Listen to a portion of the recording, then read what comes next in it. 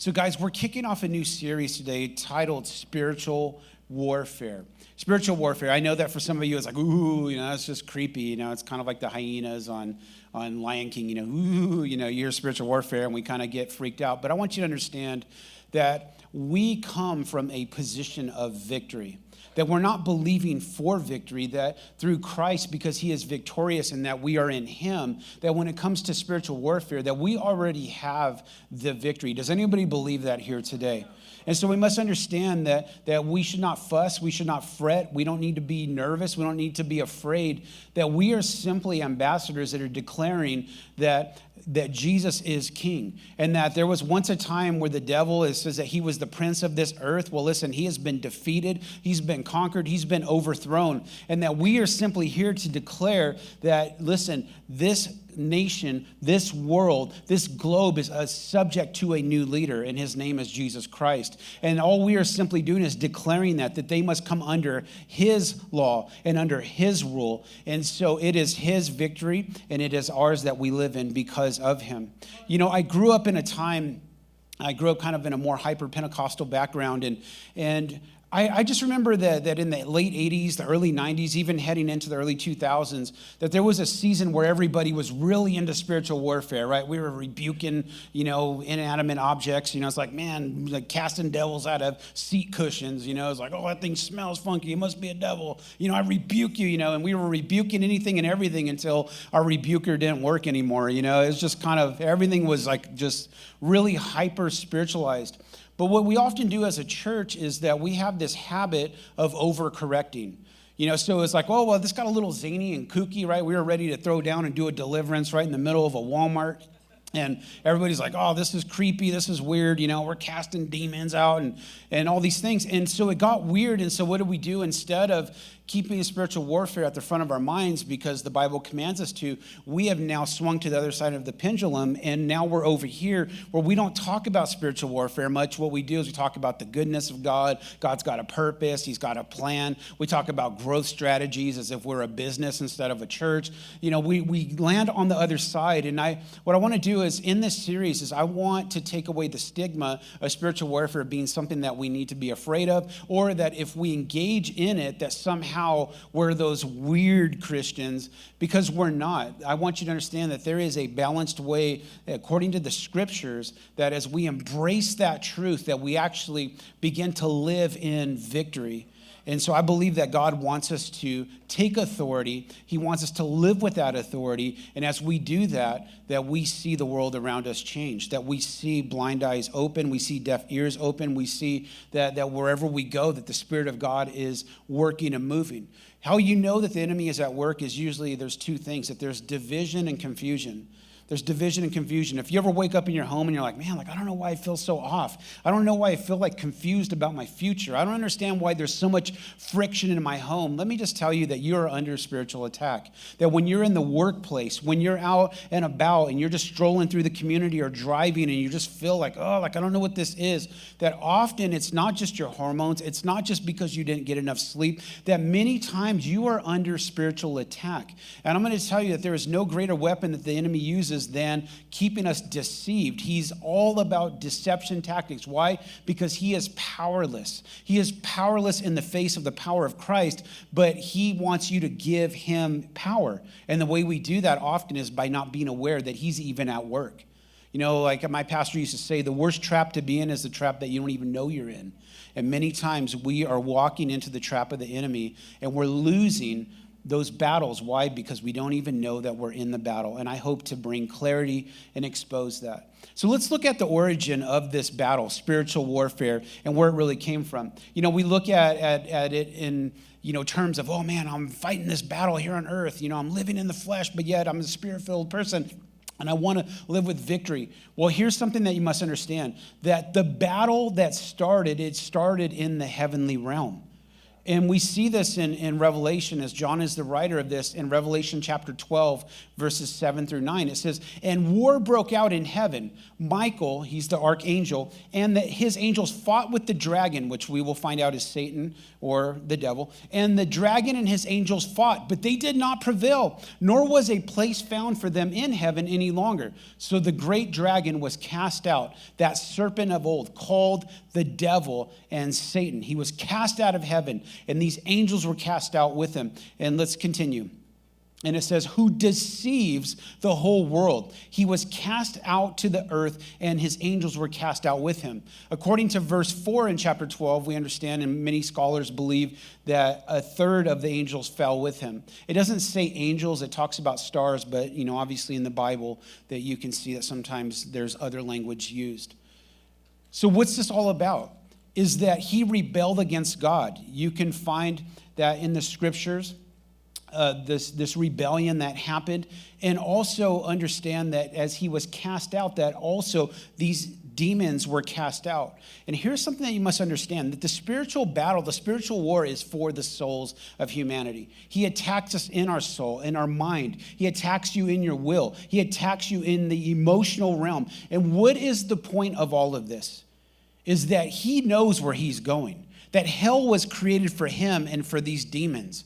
But he understands this, that there is nothing that will hurt the heart of God more than his children going to a place that was never created for them, a place of torture, a place of wrath, a place of hot burning lava and whatever it is. And as it talks about all of these, all the being in utter darkness and a place of weeping and gnashing of teeth, that was not created for you. That was not created for me. That was not created for any human. But you must understand that the devil himself is a created being just like you and I. He is not on par with God. He doesn't have the power of God. He can't be in more than one place at one time. And so you've got to understand this, that he is a created being who used his free will to rebel against God. He rebelled against God, and because of that, he also got others to rebel against God, and they were thrown out of heaven.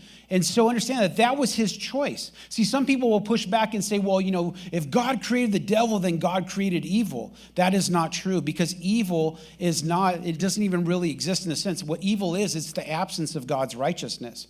It's in the same way as I was in the heating and air conditioning industry. There's no such thing as warmth. It's actually the absence of, or cold. It's the absence of warmth, if that makes sense. That a way an air conditioner works is you're not pumping cold air into the house. You're actually removing the heat. And so as you take the heat out of the house, it gets colder and colder. Have you ever noticed that in your car? The longer it runs, the colder it gets. Well, it's in the same way that when evil, we say it exists, but actually it's the absence of God's presence. Where there's destruction and mayhem, where there is rape, where there is abuse, where there is murder and violence, that's not because that was something that God created. It's because it's the absence of his presence. It's the absence of his righteousness in that moment. Is this making sense to anybody? So understand, this is how the enemy works, is that he wants to rip away what God is doing. He wants to take away what God has instituted in the plan that he has for your life and for my life and for those that are even outside of this room, is that he wants there to be an absence of his goodness, an absence of his righteousness. And so this is how he's working, and he wants there to be destruction. And today I want to talk to you about a specific topic when it comes to spiritual warfare. We're kicking off today with, if I can get my title up, in spiritual warfare, we're talking about resisting temptation. Resisting temptation. How many of you out there today would say that you've been tempted with some stuff and you fell into it and you regret it? Anybody carry some regrets? Man, a bunch of you guys are lying. You're tempted to lie because your hands should be up. Of course, I'm messing with you. But many of us, we are tempted to do things and we give into it, and then later we regret what we've done. And so today I want to talk about resisting. I want to talk about overcoming temptation, because you must understand this today, that if you're going to succeed at anything, that you must pre-decide. You must pre-plan to succeed.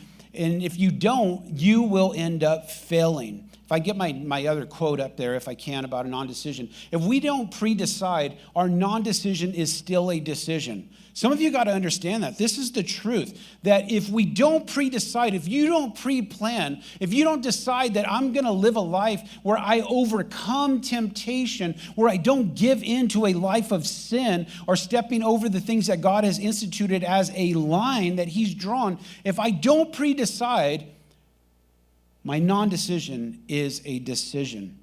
You know, in my closet, I've got 3 sections, and maybe you do too. I got the slim section, I got the magnificent medium, and then I got the deluxe chunky. Come on, the chunky deluxe section. How many of you guys got the deluxe chunky section in your clothing? Come on, we do.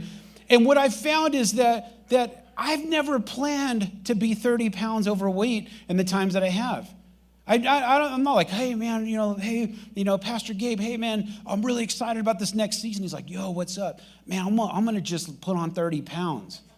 Like, I never planned for that.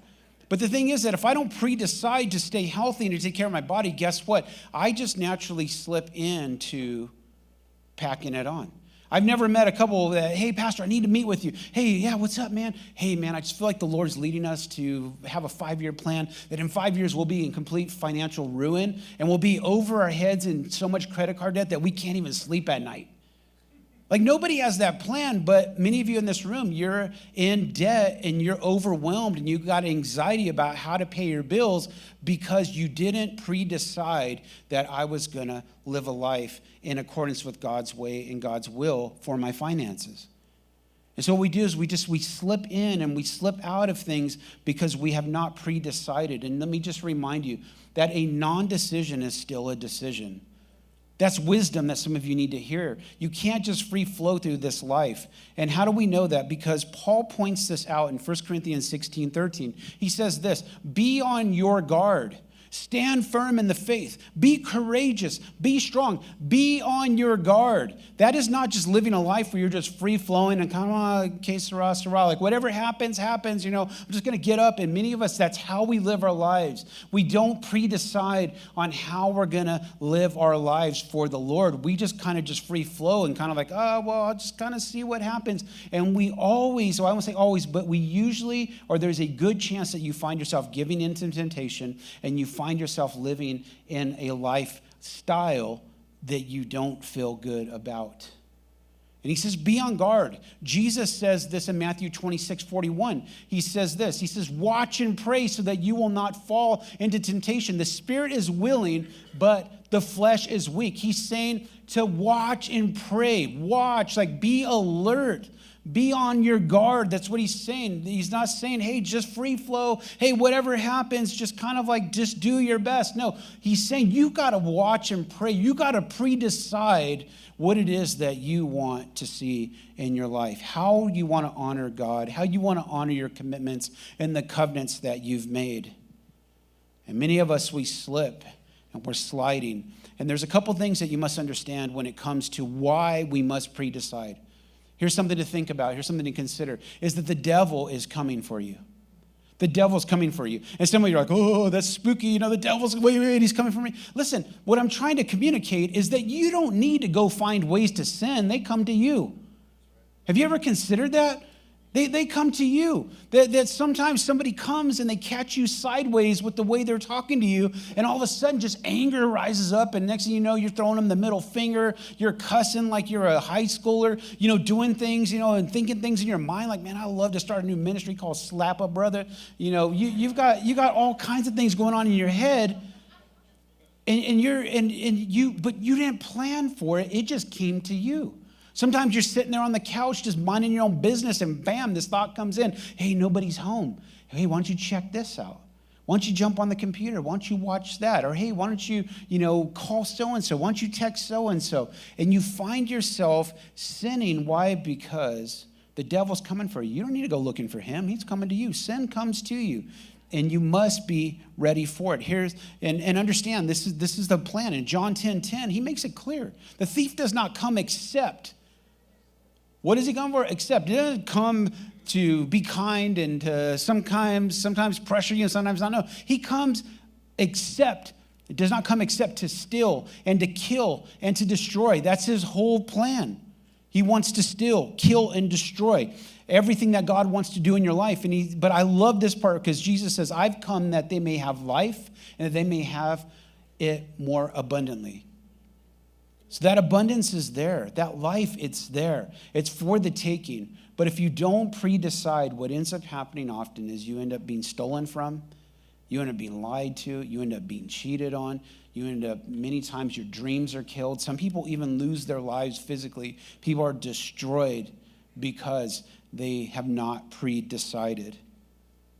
And so understand he's coming for you. But not only that, you must understand this thought that you're not as strong as you think.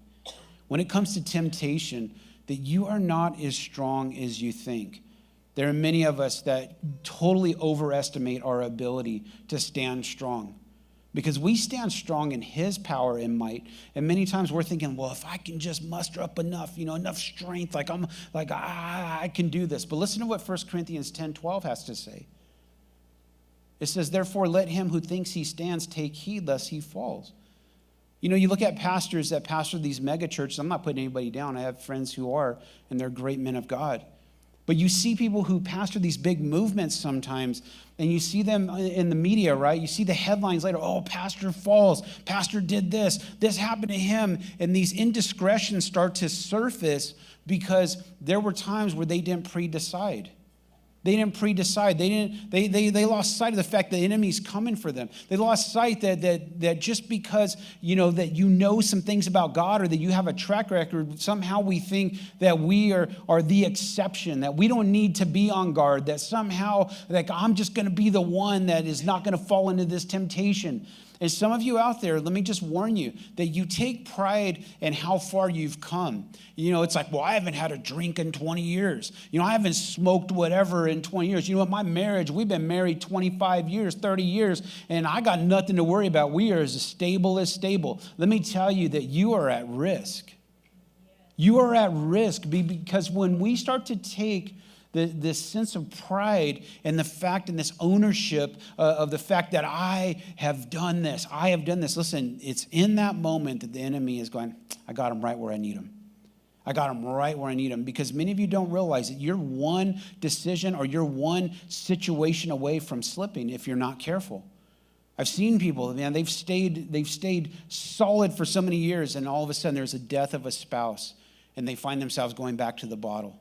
They find themselves going back to illegal drugs. They find themselves engaging in unbecoming behavior because maybe they lost a spouse. Maybe they lost a child and it just hurts so bad that their faith has been shipwrecked and they just don't know how and they've gone back to the world. Listen, guys, I'm not trying to scare you. I am just telling you the truth that we must be a people that realize that the enemy's coming for us and we're not as strong as we think we are. We cannot underestimate or overestimate our ability to stand strong. And why does that usually happen? I think it's because we underestimate the energy that it takes to actually stay and living in a life of self-control.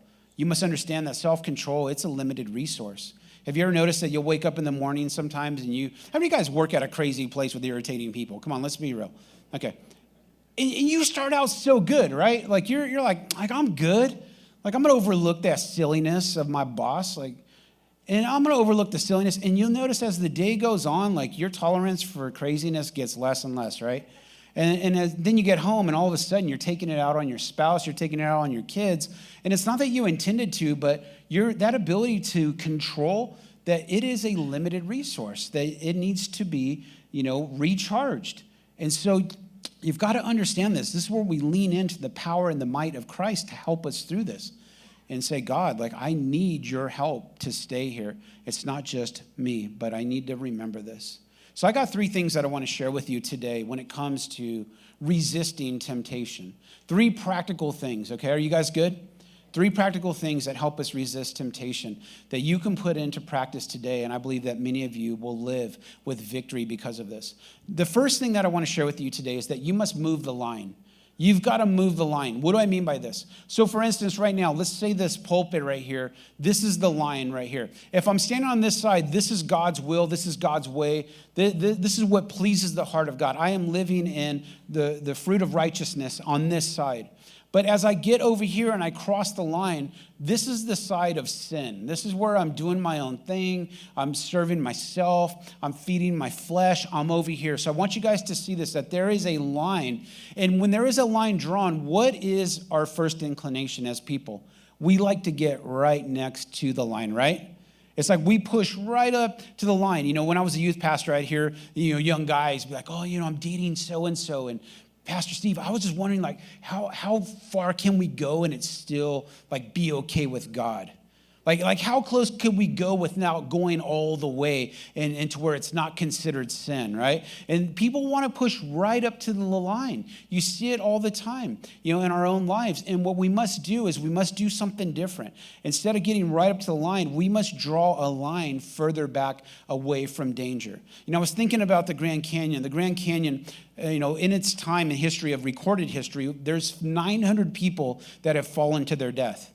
How did they fall to their death? Because they get too close to the edge. Annually, people in Yosemite, they fall off and they fall to their death. You have people that fall into zoo enclosures. And, I was watching something the other day where somebody fell off of a cruise ship. I've been on a lot of cruises. I'm like, man, that's some effort to fall off a cruise ship, right? You just don't oh, hey. No, you got to climb to do that stuff. And that means that you are crossing a line. You're getting all the way to the edge. And some of us, let me just help you understand, you are getting to the edge of sin and you're pressing right up against it. And here's the thing, all it takes is one slip. All it takes is a strong wind. All it takes is somebody scaring you and you losing your footing. And next thing you know, you fall into your death. That's the plan of the enemy. And if we're going to be wise, what we do is we move the line back. We know where danger is, and I'm going to create a buffer zone between danger and living a life where I'm honoring God. I'm not even going to get close to it. And so what does that look like? What is moving the line? Well, it's going to look different for all of us. It looks different for all of us. What I've found, and this to be true, is that most affairs happen in gyms and they happen in church for those that are believers. That most affairs happen in gyms and they happen in church. So Pastor Steve's had to move the line. I've had to create a line because I don't want to be a pastor that you find in the headlines tomorrow. That, oh man, he was a good teacher, man, he was a good leader, he was a good friend, but man, he was not the guy that we thought he was. And so I train, my gym, we do a lot of HIIT training. It's high interval or high intensity interval training. And we get in rows. So people are in rows and then you work through, you get your weights and you do your thing. And what I've had to do is I had to draw a line. This is for me. You're going to have your own areas. But for me, you will never catch me in the back row. If you come to my gym, you'll always see Pastor Steve in the very front row. And what do I have? I have a wall in front of me and I have a trainer to my right. Or if I'm on the right side, trainer to my left. Why do I do that? Because I've drawn a line that I've made a covenant with my wife. I've made a covenant with God that I will not compromise my integrity. And if I find myself in the back rows with the way some of these women dress today, I don't want some woman bending over in front of me and tempting me. So what have I done? I've drawn a line over here. Some of you go, well, isn't your marriage strong enough? You've been married, 29 years. What, are you guys insecure about your marriage? No, I'm just not stupid. And I'm not going to fall into a cliff or fall off a cliff to my destruction. Draw a line. Some of you need to draw a line with your eating. You're right on the edge. You're right on the edge. I'm pre-diabetic, but I'm not diabetic. But you're always living on the edge. And God is calling you to draw a line. Do you realize, like I said, a non-decision is a decision? You got to pre-decide when you're going in. I've got to move the line. How many of you have ever gone to a party and you're like, okay, I'm going to be good. I'm going to be good. And then all of a sudden you walk by and you're like, dang, that cake looks amazing. Then you walk back there and the taco man's grilling. You're like, dang, that taco man too. But you were going to be good. At least you thought, but 8 tacos, 2 pieces of cake, and 3 Cokes later and salsa stains all over your shirt. You're like, what happened, man? I feel like I got ran over by the taco man. Because many times we don't pre-decide or we get real close to the line. I'm just going to have one. And you're like, damn, I just can't have one. I got to get 2. Well, wait, they got 3. Well, I'm going to do 3 too. And we compromise and we push right up against the line. We got to draw new lines and new boundaries. Why? Because it matters. it matters. If you're going to overcome temptation, don't even get next to it. The second thing that I want to share with you today is that we must magnify the cost. We must magnify the cost. See, we have this habit of, many of us don't realize, like, our worst, the person who gives us the worst advice is ourselves. But you've also got to remember that nobody talks to you more than yourself. Nobody talks to me more than myself. Like, we have this internal dialogue that is consistently going on. Here's the challenge, is that instead of magnifying the cost of sin, magnifying the cost of falling into temptation and letting it lead us to a life of sin, that what we often do, instead of magnifying the cost, we minimize the cost. Well, it's really not that bad. I mean, like, I'll just start again on my diet on Monday. Or, it was only one beer. Or, I only got drunk this time, but it had been a long time since I got drunk. So, it's really not that big of a deal. Like, I'll get back on the wagon. Like, I'm good. And many of us, we don't realize the life of compromise that we're living because we're not magnifying the cost. We're not assessing the risk. You must understand that whatever area that God has been poking you on the heart and challenging you in, that there's a risk involved. Some of you are going, well, I don't really have any of those major sins. You're talking about sex. I haven't had sex in years. You're talking about, yes. But some of you, you're baited to gossip. You get around people and you just can't close your mouth. You're just talking, man. You're just free flapping it, man, everywhere. And the Holy Spirit's been checking you and saying, why are you always talking about people? Why are you always downgrading people and pulling them down? Why are you always speaking down? Is that making you feel better? And we don't realize it's in these little areas that the Holy Spirit is checking us. And we must count the cost. Because what happens when somebody finds out that you have been talking about them? What does that do? It shows that you're a gossip, that you're a sinner. It shows that you're a person that is not loyal and that you can't be trusted. Your credibility's shot. Your reputation's gone. It's like, well, don't say anything around them, man, because they got loose lips, man. They just talk and gossip and hurt people and don't care. You got to count the cost. I have to count the cost.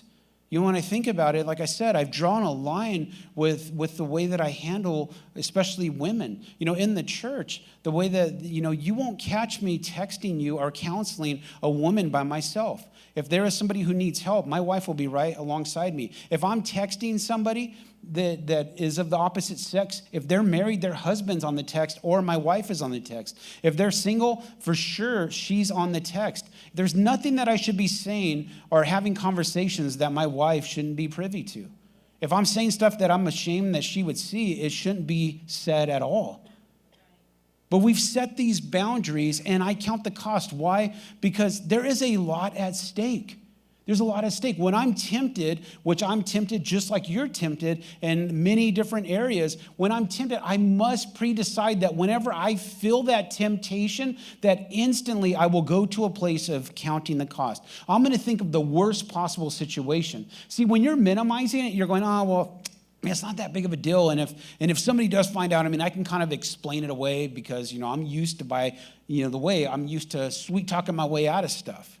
I can make excuses and swirl it around, and then I can gaslight them and make them feel bad for even asking me about it. That's how some of you live, because you're right on the edge. And not only that you're not counting the cost. You're minimizing that you could wreck and ruin everything that God has been trying to build in your life. As a pastor, if I was to, give in to, let's say, one of these young girls at the gym who comes up and we're sharing and talking and we partner up on a specific exercise, which, by the way, I don't do. It's weird because I'm always looking for a guy. They might think that I'm swinging the other way. But here's the thing, is it's not worth it. Think whatever you want. Think whatever you want, because it's not worth it. But think about it. Some of you would rationalize that. Well, look at this cute girl, and she just wants to know more about the Lord. And hey, Pastor Steve, I was thinking, I heard that you pastor at a church, and hey, let me get your number, and I'll send you the website and invite you. Listen, that's not going to happen. Because I've got to magnify the cost of that behavior. Listen, if she wants to come, I can say it's called Hub City Church. You can look it up yourself, girl. But here, I can't engage in that. Why? Because a moment of weakness and allowing the enemy into my life, and if I minimize the cost, I can hurt somebody, hurt my wife who has stood beside me since we were 13 years old. She has been my friend. She has honored me. She has loved me like no one else. She has celebrated and cheered me on through the hardest of times and has been there to rejoice and celebrate many of the achievements and things that we, milestones that we hit in life. And I would jeopardize all of that if I minimize the cost instead of magnify it. My son, my daughter, my son-in-law, my grandchildren, they respect me and honor me as a man of God. All of that would be gone. That many of you that have trusted us to lead this church with integrity and with loving you and loving God, that many of you, it could hurt your faith. You can be hurt by me if I chose to engage in that. I've got to magnify the cost. I've got to make it bigger and see the worst possible case scenario and go, it's not worth it. And I wonder if you're minimizing areas in your own life, if you're making excuses and reasons. You're engaging. It's not necessarily sin, but man, you are playing with matches in a dry forest right now. And God's speaking to some of you because you know that you are, that you're right on the edge. And not only are you on the edge, that you're not counting the cost. You're explaining things away. Listen to what Numbers 32:23 has to say. This should scare you, and I hope it does. But if you do not do so, then take note. You have sinned against the Lord, and be sure your sin will find you out. That's one of the things that has been really common with pastors lately is that they're getting dragged through the mud over things they did 20 years ago. But they covered it thinking, there will be grace and nobody will hold this against me. But we know that that is not the truth. And let me just help warn you here that if you're living a life where you're compromising, that you're one way at church and you're another way somewhere else, you must understand that you are in a compromised situation and that God is challenging you today that you must wake up. Here's the third thing, is that we must plan our escape. If I can get you up, Pastor Joe, that'd be great. You have to decide ahead of time your plan of escape. Listen to what 1 Corinthians 10:13 says. I love this verse. It gives me such hope. He says, no temptation has overtaken you except such is common to man. But God is faithful. Could we say that on a count of three? 1, 2, 3. But God is faithful, who will not allow you to be tempted beyond what you are able, but with the temptation will also make the way of escape that you may be able to bear it. I love this, that God is so good to us. He's so forgiving and so merciful. And not only that, he understands that you will face temptation. But he says this, that he's going to make a way of escape for you. So this is our prayer. God, would you help me to see the way of escape? God, would you help me to be sensitive to your voice and hear the way of escape? May I be led by what it is that you're speaking to me. Just in a moment of telling a transparent story, I was in my early 20s, and so this was nearly 30 years ago. And I remember I was in the heating and air conditioning, field, and I remember I showed up to a service call, and I'm sitting in my truck. I'm parked in front of this house. I was there a little bit early. Sitting there, I'm going through some invoices, putting some stuff in order. And all of a sudden, these girls in this convertible Mustang, they're wearing bikinis. They make a turn onto the street. They're heading right towards me. And in full transparency, I took a glance. And as they drove past me, I wanted to do what most of you men in this place want to do. What do you want to do? Rubberneck it, right? Hit the old 180 and look back. But there was something inside of me, this radar that went and said, you've made a covenant with your wife. You've made a covenant with me. It was God speaking to me. And I didn't know what to do. I was like, I'm fighting this urge. I want to do the right thing. I want to do the right thing. I want to do the right thing. I don't want to turn. I don't want to do it. And I remember it was in that moment that the Holy Spirit quickened me. And he reminded me of the story of Joseph with Potiphar's wife, that she was coming on to him. That was his boss's wife. She's coming on to him, literally pulling out his clothes like, let's go. Let's do this thing. And I was reminded what Joseph did. That Joseph, it says that he ran. That he ran. He lost his coat. She took his coat. Ended up in prison for it, falsely accused. But he realized that it was better to lose his coat than his integrity. Better to lose his coat than his reputation. and his honor before God. And he told her, he says, I don't want to do this. This will be sinful before the eyes of my God. And why would I do this to my boss, to the one who has given me opportunity? And so he ran. I remember sitting in my truck, and it just came to my mind. I said, this is going to be so weird if anybody sees this. I grabbed my service bag, I opened the door, and I ran to the people's front door. And I was kind of cracking up inside because I felt so stupid. But I remember that was a way of escape that God gave me. I'm wondering today, what is it that you need to escape from? What is it that you're being challenged with? And do you have a plan? Have you considered a plan? What's your plan for the gym? What's your plan for work when somebody of opposite sex is coming on to you? What's your plan for your goals, for your health? You got a plan, or are you just free-flowing?